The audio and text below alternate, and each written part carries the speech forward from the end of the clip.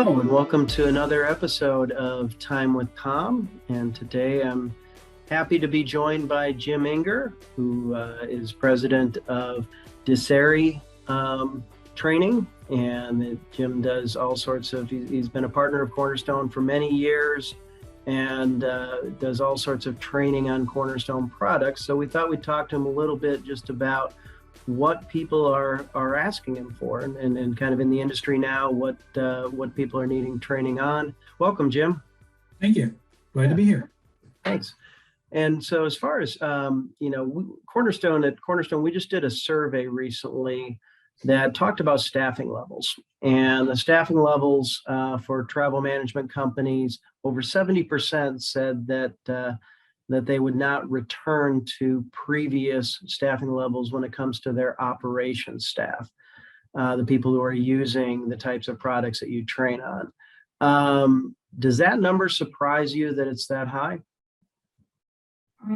Yeah, a little bit. I would expect to be a little bit lower, but I think we all understand because of COVID and the hit the airline industry took from that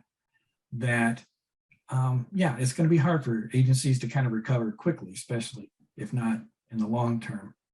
I would have thought it would have been a little bit lower because I've seen it many, many times over the last 18 years that regardless of what the economy was like, there was always agencies going out of business, merging, reorganizing, and so forth. And there seemed to always be a certain amount of interest in training, just because if they can get their people up to speed, then that means they're going to do a better job. Right. And so as far as when you go in and do a training, now you do both, is it on-site classes as well as online classes or group classes? Yes, correct. Yeah.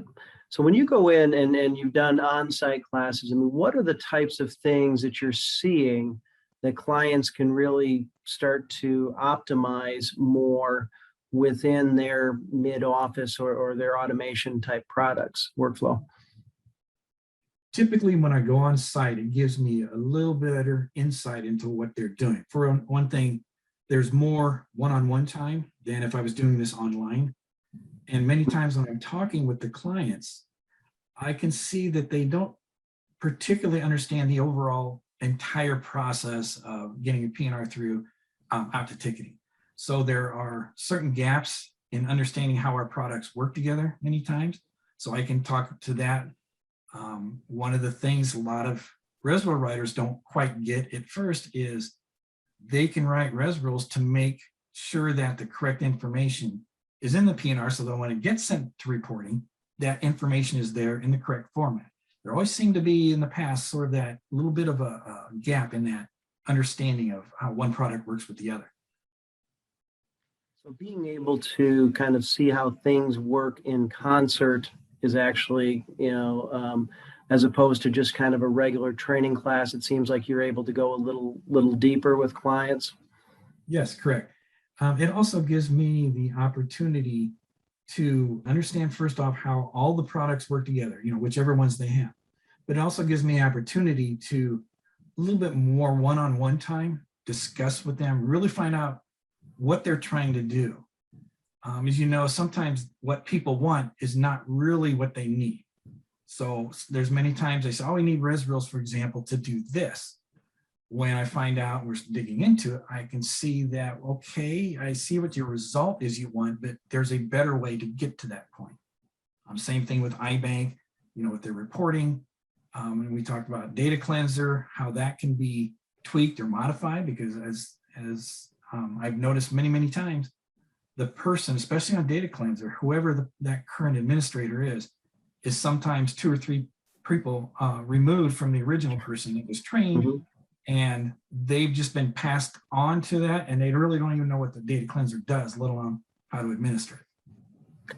So, and would you say that happens a lot where, somebody even being able to take a fresh set of eyes at it, the way something was originally set up may have worked fine, but what you're seeing is when people actually just even take the time to run any type of assessment or training, that they're able to kind of really bring the product to life a lot more? Oh, definitely. Like I said, as long as they can understand the total process of whatever products they're using and understand how each one manipulates, edit, changes the data and how it passes it on to the next product and so on down the line, that's definitely, I think, first off, it's going to help them troubleshoot any issues before they ever have to contact Cornerstone.